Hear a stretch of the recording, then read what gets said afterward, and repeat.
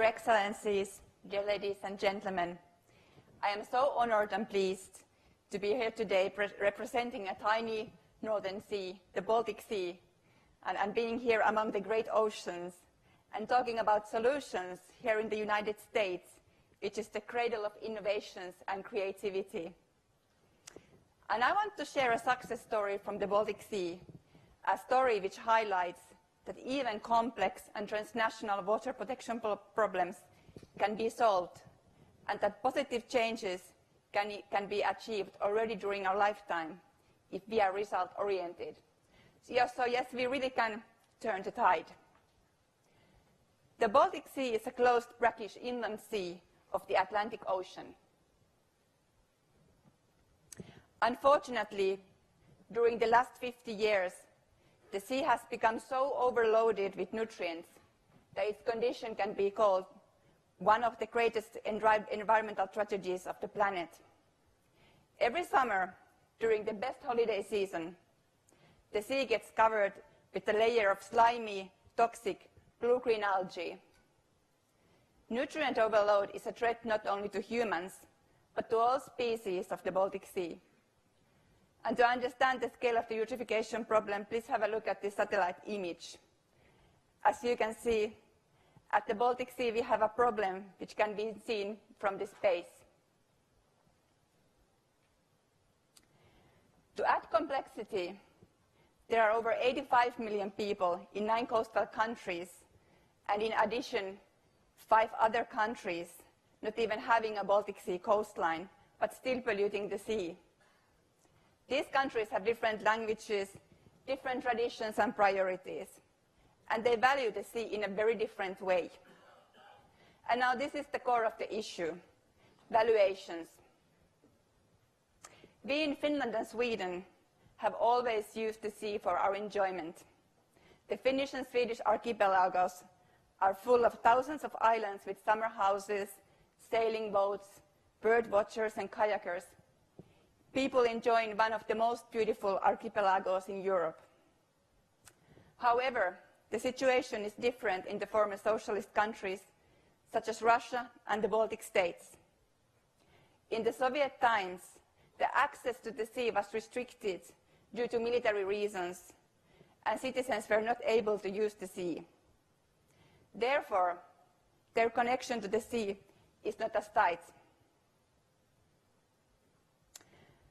So we at the Finnish John Nurminen Foundation faced this complex situation in 2005 when we, frustrated with the worsening condition of the Gulf of Finland, one of the most polluted basins of the Baltic Sea, decided to take action.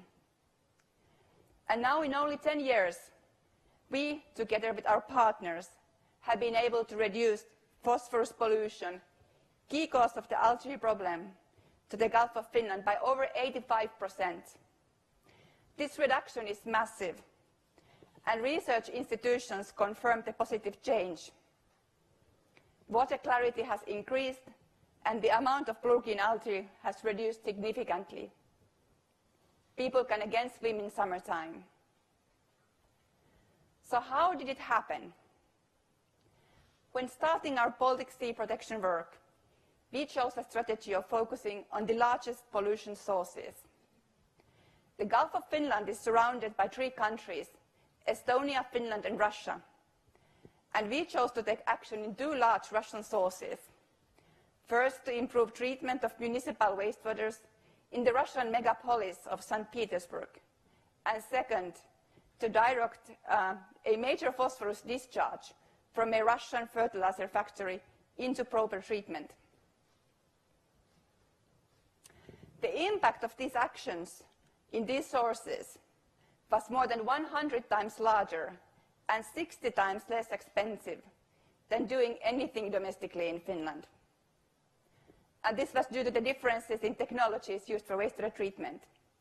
With very simple techniques and only some $3 million from our side, we could save the Gulf of Finland. And here comes the first lesson I would like to share with you today. When solving environmental problems, it is crucial to use environmental impact as a measure for success, and to focus on measures with the largest impact, in this case the largest nutrient load reduction. One of my favorite mottos is, the main problem is keeping the main problem the main problem. People who run successful businesses are often number crunchers. But for some reason, this number crunching is rarely used when solving environmental problems. But there we need more number crunching than anywhere if we want to save our threatened ecosystems in the era of diminishing public resources. So look open-mindedly across sectors and boundaries to see where the most efficient actions lie.